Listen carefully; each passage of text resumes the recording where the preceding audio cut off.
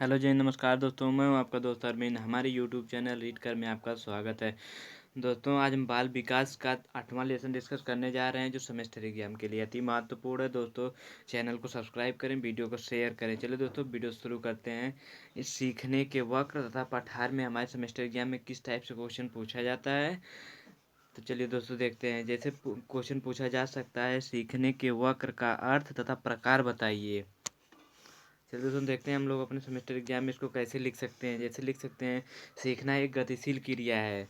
यह एक क्रियाहीन ज्ञान का शोषण नहीं है, न कि केवल पुस्तकों का पाठन है। वास्तविक सीखना अपने अनुभवों को उपयोग बनाना है। सीखने में व्यक्ति अपने वातावरण के अंदर प्रतिक्रिया करता है, वातावरण से ही उसे प्रेरित करता है और वातावरण पर ही वह प्रक्रिया करता है। जब बालक की क्रिया रूपांतरित हो जाती है तो वह सीखना आरंभ कर देता है। और सीखने का वक्र का अर्थ क्या है कि किसी बालक को सीखने में हुई उन्नति को हम सीखने के वक्र द्वारा स्पष्ट कर सकते हैं। सीखने के वक्र से आशय है कि उस रेखा से है जो किसी व्यक्ति की सीखने में होने वाली उन्नति या अवनति को व्यक्त करती है। अगला है सीखने के वक्र की परिभाषा। अलग अलग वैज्ञानिकों ने अपना अलग अलग मत है। जैसे गिट्स ने बताया है, सीखने के वक्र अभ्यास द्वारा सीखने की मात्रा, गति और उन्नति की सीमा का ग्राफ पर प्रदर्शन करते हैं। आगे हम लोग लिख सकते हैं इसमें, जैसे सीखने के वक्र के प्रकार, जैसे ऋणात्मक सूचक वक्र, धनात्मक, मिश्रित। अब सीखने के वक्र की क्या है। यह सीखने के वक्र अनेक प्रकार के हो सकते हैं। इसका कारण यह है कि सीखने की क्रिया में प्रगति कभी मंद कभी तेज। इस प्रगति में को ग्राफ पेपर पर तुलनात्मक रूप से व्यक्त किया जा सकता है। जैसे हम लोगों का है, ये सीखने का वक्र 3 प्रकार का है। तो क्वेश्चन बहुविकल्पी में पूछा जा सकता है, सीखने के वक्र को किस वैज्ञानिक ने डिफाइन किया है। तो हमारे गेट्स ने उत्तर में हो जाए गेट्स। चलिए दोस्तों हम लोग देखते हैं ऋणात्मक सूचक वक्र क्या है। ऋणात्मक सूचक वक्र इस प्रकार के वक्र में सीखने की क्रिया प्रारंभ में तेज रहती है, फिर धीरे धीरे धीरे धीरे शिथिल पड़ जाती है, यानी धीरे हो जाती है। अगला है धनात्मक उन्नति सूचक वक्र। इस प्रकार के वक्र में उन्नति की गति कम होती है, बाद में धीरे धीरे धीरे तेज हो जाती है।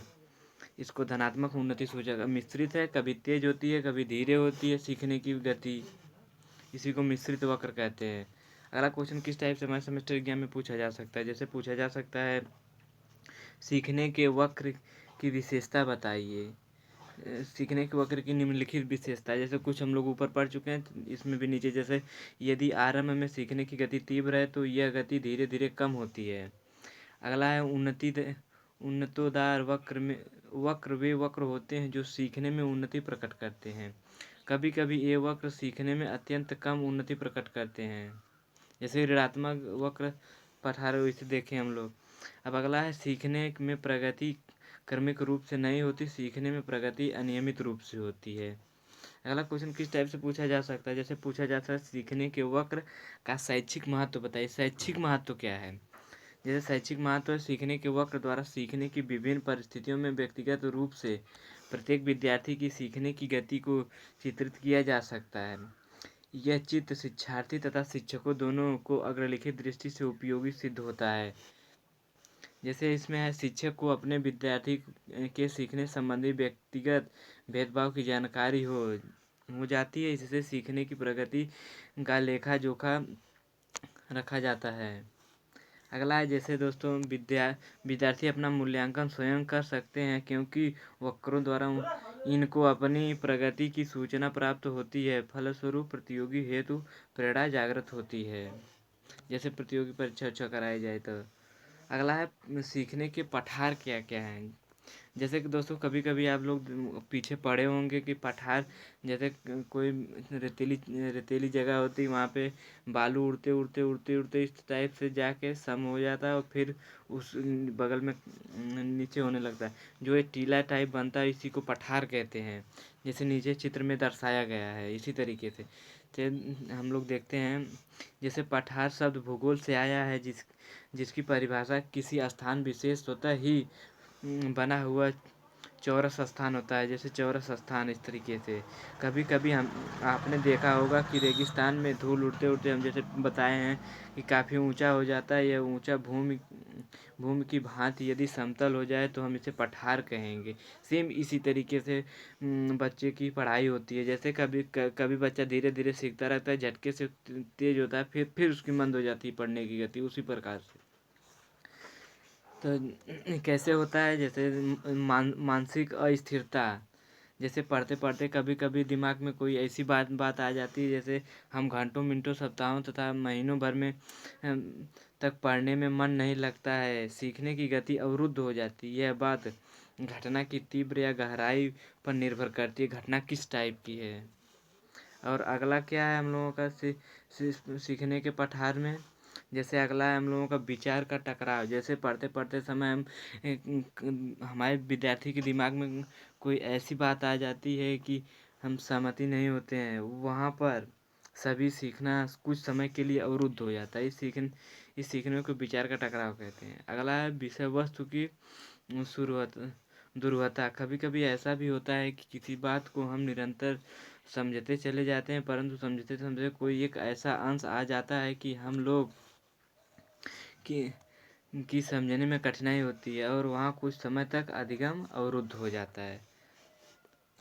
अगला क्वेश्चन किस टाइप से हमारे सेमेस्टर एग्जाम में पूछा जाए, सीखने के पठार के कारण बताइए। क्या क्या कारण होता है सीखने के पठार? शारीरिक त्रुटि, अभिप्रेरणा, गलत सही।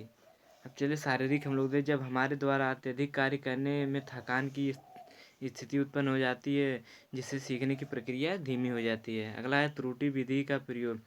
जैसे कोई हम कार्य कर रहे हैं, उसमें बार बार त्रुटि हो रही है तो हमें काम करने में शिथिलता हो जाती है। जैसे सीखने की त्रुटि विधि अपनाने में अरुचित उत्पन्न होता है और पठार बनने लगता है, सेम उसी टाइप से।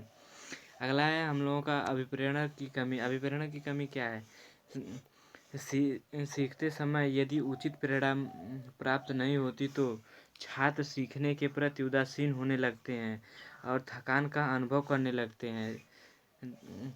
यही थकान पठार का निर्माण के प्रति जिम्मेदार होती है। गलत क्या है? गलत क्रम। यदि शिक्षण विधि का क्रम गलत है तो पठार का निर्माण होता है। जब बच्चा सीखेगा नहीं तो पठार बनेगा। अगला अभ्यास की कमी। अगर अभ्यास बच्चा नहीं करेगा तो वो सीख नहीं पाएगा, वो तथा उसमें पठार का निर्माण होने लगेगा। अगला क्वेश्चन किस टाइप से अधिगम के पठार को दूर करने के उपयोग। इसको दूर करने के क्या क्या उपयोग हैं? जैसे अधिगम प्रक्रिया में अध्यापक गणितीय विधियों का प्रयोग करता है। पता लगा सकते हैं कि छात्रों में अब सीखने की शक्ति अथवा पठार बन रहा है। यदि बन रहा है तो उसे दूर करने के उपाय। ये उपाय निम्नलिखित हैं। कैसे कैसे दूर किया जा सकता है? जैसे शिक्षण विधि में परिवर्तन करके और प्रेरणा उद्दीपन और एवं पुनर्बलन का प्रयोग करके, पाठ्य सामग्री का संगठन करके। जैसे चलिए दोस्तों हम कर्म शिक्षण विधि में परिवर्तन करके कैसे दोस्तों को बालकों का पठार कैसे दूर किया जाता है, आप लोग कैसे लिख सकते हैं अपने सेमेस्टर एग्जाम के लिए। जैसे लिख सकते हैं, जब अध्यापक यह अनुभव करें कि शिक्षण में पठार आ रहा है तो उसे तुरंत शिक्षण विधि बदल देनी चाहिए।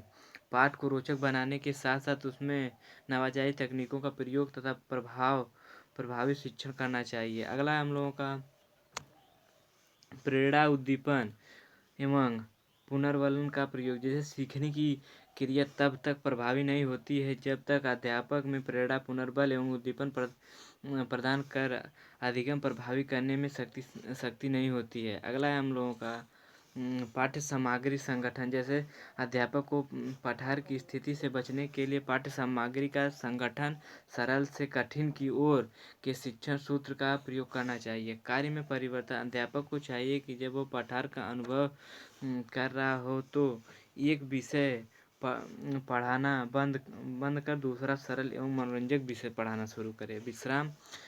पढ़ाते पढ़ाते समय कुछ समय उसे विश्राम कर लेना चाहिए। पठार की स्थिति आ जाने पर अध्यापक को चाहिए कि वह छात्रों को विश्राम कर दे। विषय वस्तु की न्यस्तता। जब सीखने की प्रक्रिया में किसी एक पक्ष को महत्व दिया जाए तो पठार का निर्माण होता है। परिपक्वता क्या है? जैसे परिपक्वता ना होने से भी अधिगम नहीं हो पाता है एवं पठार बनने लगता है। अगला क्वेश्चन किस टाइप से पूछा जा सकता है? जैसे पूछा जा सकता है सीखने का वक्र किसे कहते हैं? तो हम लोग लिख सकते हैं जब शैक्षिक प्रगति के को मापने के लिए वर्गीकृत कागज पर आंकड़े प्रदर्शित किए जाएं तो इसमें निर्मित चित्र ही सीखने का वक्र कहलाते हैं। अगला है हम लोगों का कैसे क्वेश्चन पूछा जा सकता है सीखने की मात्रा तथा समय के परस्पर संबंध को चित्रांकित करने पर जो रेखा प्राप्त होती कहलाती है सीखने का वक्र। ऐसे वक्र की परिभाषा ये भी लिख सकते हैं आप लोग जैसे जो क्वेश्चन दिया है। अब अगला लेसन है हम लोगों का 9वां लेसन है जो सीखने का स्थानांतरण के द्वारा बच्चा कैसे सीख सकता है।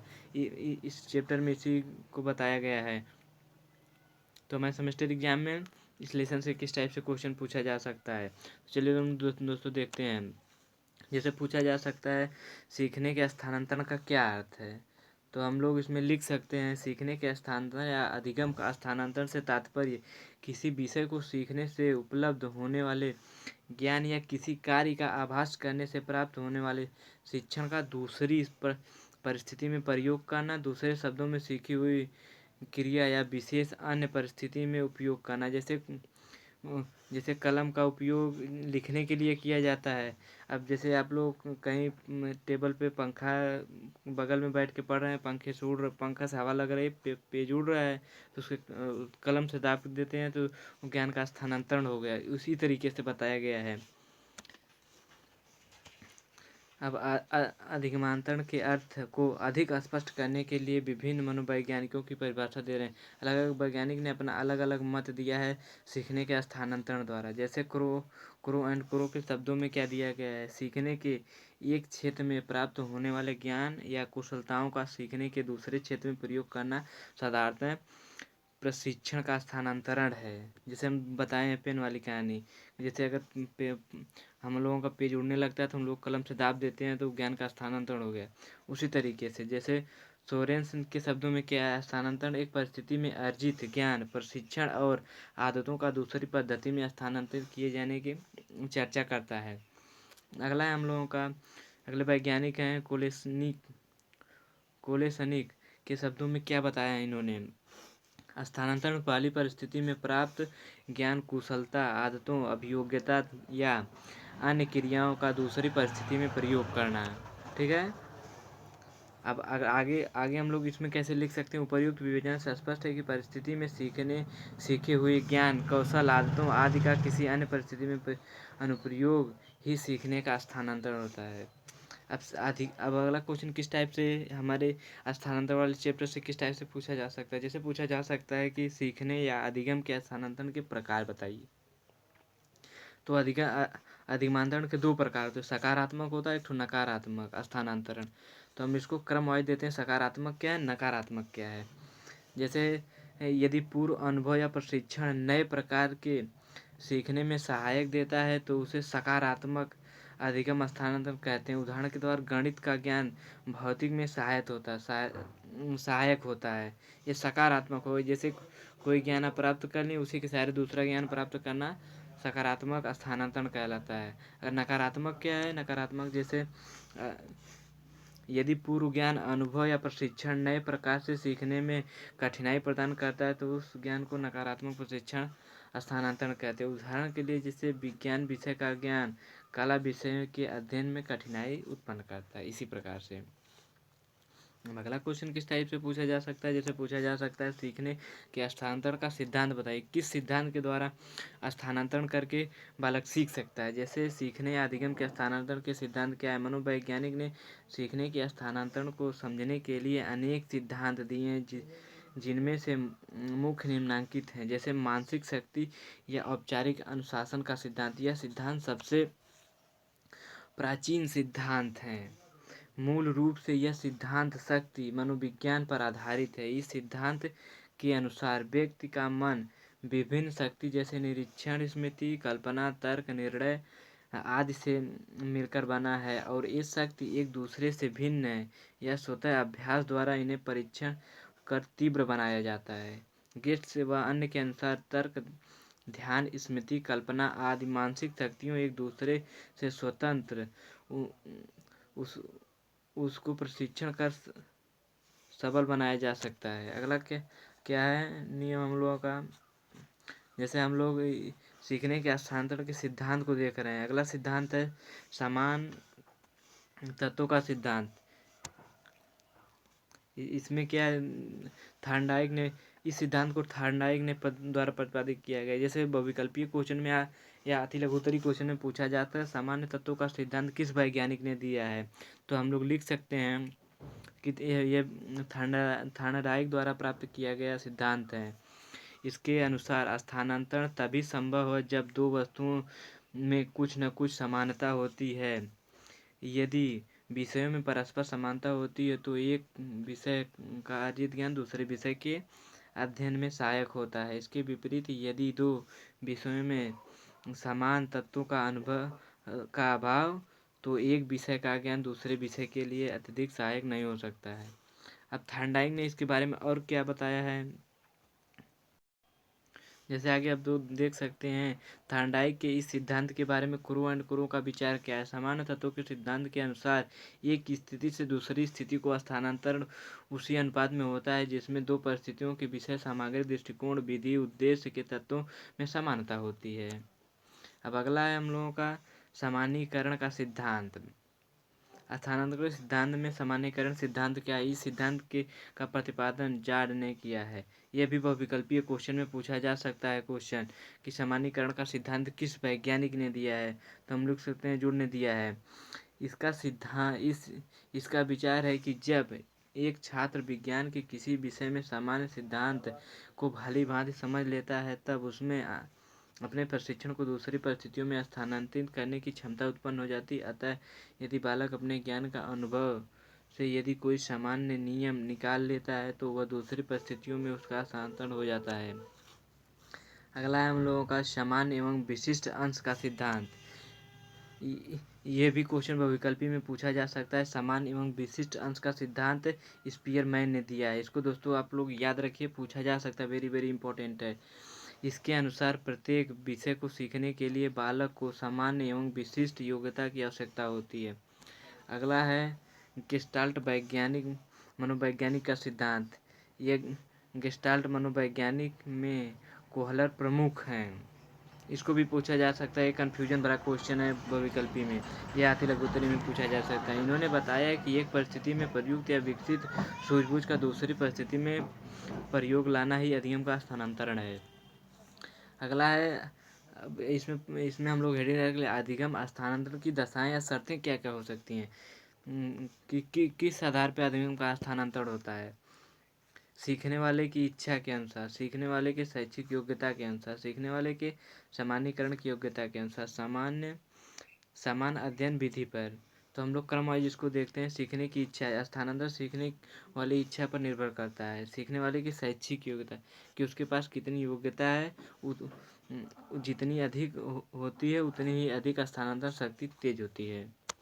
अगला है सीखने वाले की सामान्यीकरण योग्यता। यह सामान्यीकरण योग्यता स्थानांतरण की मुख्य शर्त है। सीखने वाले में अपने कार्य और अनुभवों से जितना अधिक सामान्य सिद्धांत की निकालने की योग्यता होती है उतना ही अधिक स्थानांतरण सफल होता है। अगला है हम लोगों का समान अध्ययन विधियाँ। यह दो विषयों की अध्ययन विधियाँ समान तो स्थानांतरण समान होगा। अगला है समान विषय वस्तु। यदि दो विषय समान हो तो स्थानांतरण अधिक होता है। अब अगला क्वेश्चन किस टाइप से पूछा, सीखने के स्थानांतरण का शैक्षिक महत्व। इसका शैक्षिक महत्व क्या है सीखने के सिद्धांत का, जैसे हम लोग लिख सकते हैं शिक्षा में अधिगमांतरण सीखने की प्रक्रिया का महत्वपूर्ण प्रभाव डालता है। शिक्षा में अधिगम के स्थानांतरण के लिए अग्रकित बातों का ध्यान देना चाहिए। जैसे दोस्तों हम लोगों को सीखने के स्थानांतरण का सबसे अधिक महत्व पाठ्यक्रम निर्माण के लिए होता है कि बच्चों को हम लोग पढ़ाते समय पहले उसके पाठ्यक्रम समझा देना चाहिए। सीखने के स्थानांतरण के लिए प्रयुक्त शिक्षण विधि होनी चाहिए। किस विधि के द्वारा बच्चों को शिक्षा दी जा रही है इसके बारे में बताया गया। अगला, स्थानांतरण के लिए शिक्षक को विषय का स्पष्ट ज्ञान होना चाहिए। जिसको जो शिक्षक पढ़ा रहा है उसको पूरा ज्ञान होना चाहिए। अगला है शिक्षक को पढ़ाते समय शिक्षा में सहसंबंध के सिद्धांत का अनुसरण करना चाहिए। नवीन ज्ञान को पूर्व ज्ञान से संबंधित कराने से अधिगम का स्थानांतरण होता है। अगला है पांचवा, स्थानांतरण की सफलता के लिए चिंतन शक्ति का विकास तथा अध्ययन की प्राप्ति में रुचि जागृत करना। अधिगम का स्थानांतरण शैक्षिक जगत में अत्यधिक महत्वपूर्ण है, क्योंकि इसमें बालक भावी जीवन की परिस्थितियों के साथ साथ अपने समायोजित करने की सफलता होती है। जय हिंद, नमस्कार दोस्तों। वीडियो अच्छी लगे तो चैनल को सब्सक्राइब करें, शेयर करें, लाइक करें, कमेंट करें। अगला लेसन है हम लोगों का अभिप्रेरणा यानी मोटिवेशन।